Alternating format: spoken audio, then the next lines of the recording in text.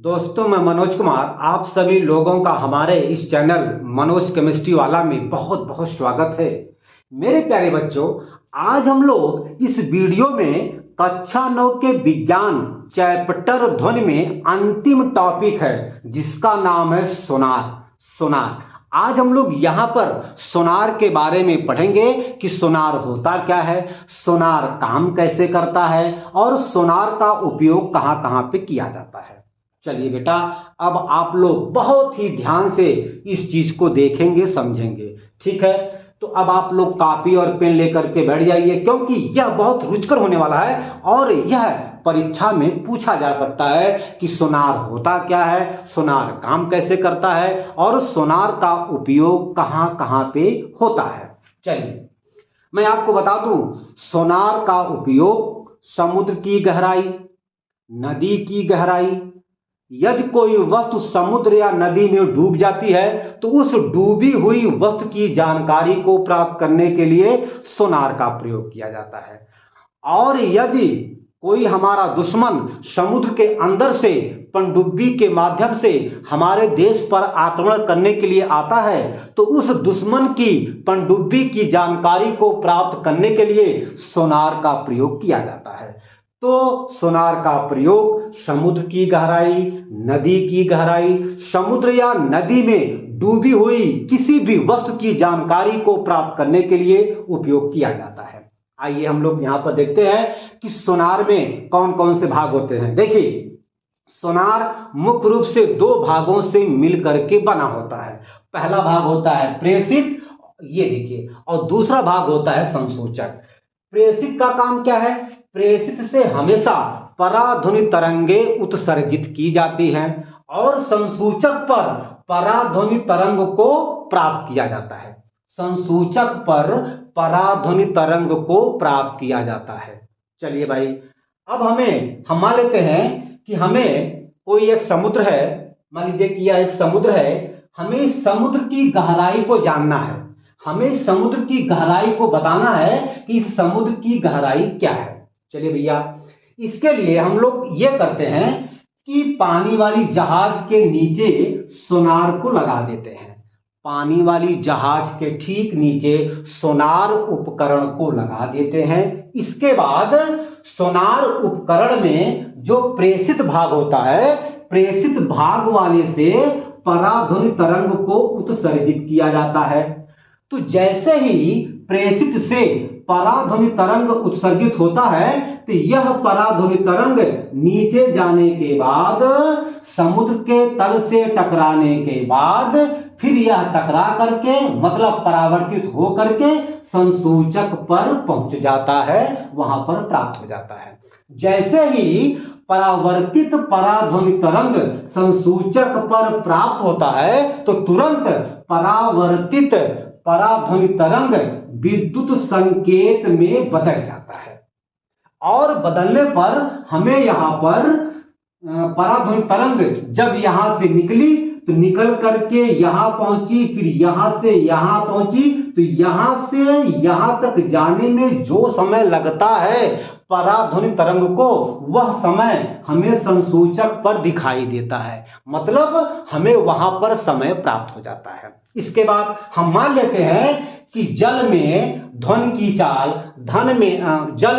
जल में पराध्वनि तरंग की चाल स्मॉल v है और पराध्वनि तरंग को प्रेषित से निकल करके इस समुद्र तल के से टकराने के बाद संसूचक तक पहुंचने में t समय लग रहा है।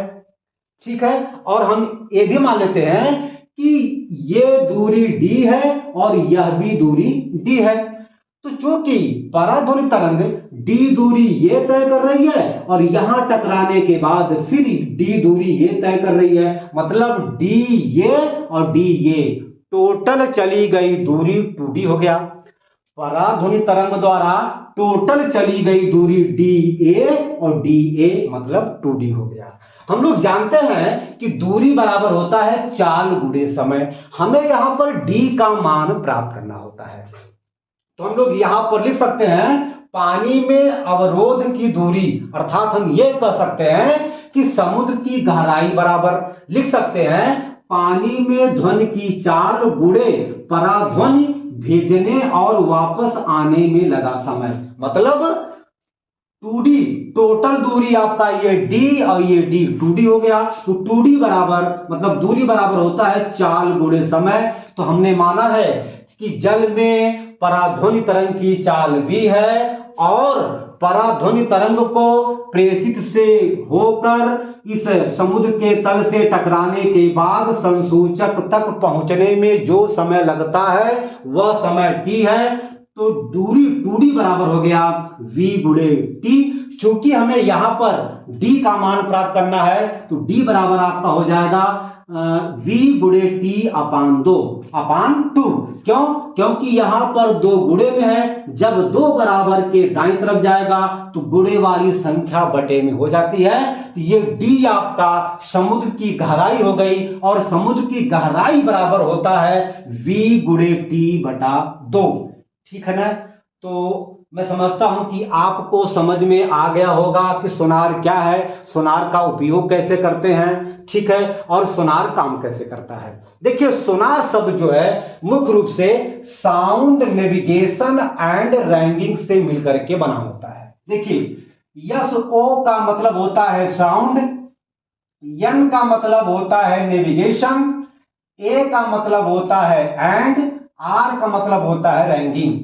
इन सबका अर्थ होता है ध्वनि नौ संचालन और पराशन। मतलब sound ragging and sound navigation and ragging. इसका मतलब इसका हिंदी में अर्थ होता है ध्वनि नौ संचालन और पराशन।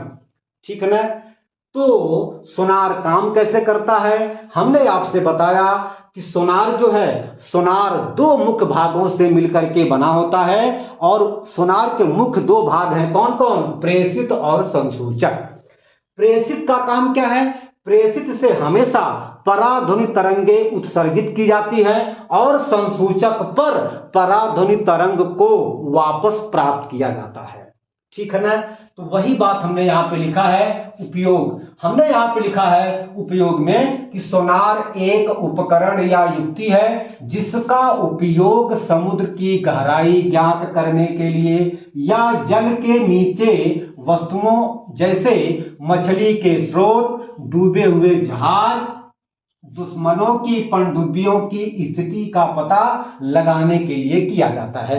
मैंने जो बात आपको बताई है वही बात मैंने यहाँ पे लिखा है। इसके बाद सोनार कैसे काम करता है? मैंने आपसे बताया कि सोनार उपकरण 2 भागों मतलब प्रेषित और संसूचक से मिलकर के बना होता है। ठीक है ना? ठीक है। फिर मैंने आपसे बताया था कि प्रेषित से पराध्वनि तरंगे भेजी जाती हैं, ये अवरोधक से टकराती हैं। मान लीजिए कि यहां पर कोई वस्तु डूबी है तो जब पराध्वनि तरंग उस समुद्र में जाएगा तो जहां पर कोई जहाज डूबी होगी तो उस डूबी हुई जहाज से टकराने के बाद वह पराध्वनि तरंग परावर्तित होगी और परावर्तित होने के बाद तुरंत संसूचक पर प्राप्त हो जाएगी। ठीक है? और जैसे ही संसूचक पर प्राप्त हो जाएगी तो वही परावर्तित पराध्वनि तरंग तुरंत जो है विद्युत संकेत में बदल जाता है। और जो समय यहां पर मतलब पराध्वनि तरंग को प्रेषित से चलकर और इस अवरोधक से टकराने के बाद जब संसूचक पर पहुंच जाती है तो जितना समय इसमें लगता है वह समय संसूचक पर दिखाई देता है। हम लोग मान लेते हैं कि पराध्वनि तरंग को प्रेषित से निकल करके संसूचक तक पहुंचने में t समय लग रहा है और ये भी हम मान लेते हैं कि समुद्र में पराध्वनि तरंग की चाल इस्तेमाल भी है। क्योंकि हम लोग यहाँ पर देख रहे हैं कि पराध्वनि तरंग ये d दूरी तय कर रही है आने में और फिर d दूरी जाने में तय कर रही है। टोटल तय की गई दूरी dA और dA मतलब 2D हो जाएगा। तो टोटल दूरी हो जाएगा 2D। हम लोग जानते हैं कि दूरी बराबर होता है चाल गुणे समय। चाल क्या है? पानी में ध्वनि की चाल और गुणे पराध्वनि भेजने और वापस आने में लगा समय t है। तो 2D बराबर आपका हो जाएगा v गुणे t।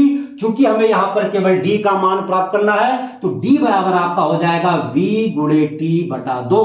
चूंकि यहां पर दो गुणे में है, जब दो बराबर के दाईं तरफ जाएगा तो गुणे वाली संख्या बटे में हो जाती है। तो यही डी क्या है, समुद्र की गहराई है। या हम यूं मान ले कि यहां पर कोई जहाज डूबी है, तो उस डूबी हुई जहाज की गहराई डी है, तो डी बराबर होता है v गुणे टी अपान 2। तो यही सारी बात हमने यहां पे लिखा है। ठीक है, मैं समझता हूं कि यह चीज आपको समझ में आ गया होगा। ठीक है, तो सोनार जो है बहुत इंपॉर्टेंट टॉपिक है, बहुत महत्वपूर्ण टॉपिक है। आप इसको अच्छे तरीके से समझ लीजिए, जान लीजिए। आज हम अपने वीडियो का यहीं पे अंत करते हैं। अब हम अगले वीडियो में जो भी टॉपिक होगा उसको हम लोग बहुत ध्यान से, बहुत प्यार से पढ़ेंगे। धन्यवाद।